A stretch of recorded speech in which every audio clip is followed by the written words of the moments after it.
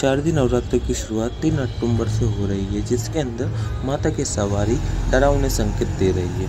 इसको लेकर पंडितों का क्या कहना है, आइए जानते हैं विस्तार हिंदू से। धर्म में 4 बार नवरात्रि का त्यौहार बनाया जाता है। साल भर में ये 4 नवरात्रे आते हैं, जिनको अलग-अलग नाम से जाने जाते हैं। 2 गुप्त आते तथा 2 सिद्ध आते हैं, जिसमें से एक चैती नवरात्रि होती है और एक शारदीय नवरात्रि होती है। अभी शारदीय नवरात्रे प्रारंभ होने जा रहे हैं, जो कि 3 अक्टूबर से प्रारंभ हो रहे हैं, जो 11 अक्टूबर तक चलेंगे। इन नवरात्रि के दिनों में व्यक्ति अलग-अलग जगह पर अलग-अलग प्रकार से देवी की आराधना करते हैं और घर-घर देविका को विराजमान करवाते हैं, उनकी मूर्ति पूजन करते हैं, अखंड ज्योत जलाते तथा बाड़ी ज्वारे आदि लगाते हैं। तो इसी प्रकार देवी अलग-अलग सिद्धियों को देने वाली होती है और 9 दिन अलग-अलग देवियों का पूजन किया जाता है।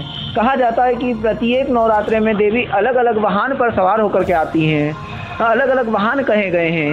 इस बार जो शारदीय नवरात्रें आ रही हैं, इसमें देवी डोली या पालकी में विराजमान होकर के आ रही हैं। कहा जाता है शास्त्रों के अनुसार कि जब भी देवी की ये नवरात्रि के जब त्यौहार आते हैं, तो यह अगर डोली पर बैठे हुए देवी का आवे वाहन रहे, डोली रहे, तो माना जाता है कि अशुभ संकेत कहा गया है। इस संकेत को जान करके देश भर में, दुनिया भर में कहा जाता है कि देश में स्वास्थ्य की हानि होगी और अनेक प्रकार के महामारी फैलने के का लक्षण बताया जाता है तथा ये अशुभ माना गया है कि देवी की सवारी डोली हो और वो डोली पर चढ़ करके नवरात्रि प्रारंभ हो रही हो।